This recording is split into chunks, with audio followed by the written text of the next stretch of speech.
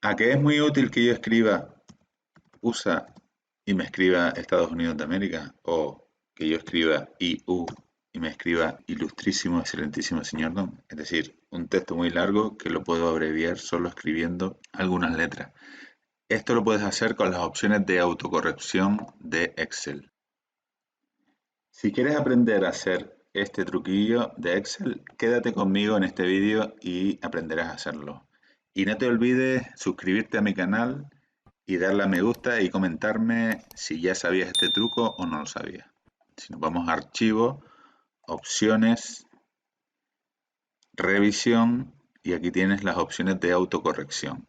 Te vas aquí a las opciones de autocorrección y solo tienes que poner en la ventanita esta de autocorrección lo que quieres reemplazar y con qué lo quieres reemplazar.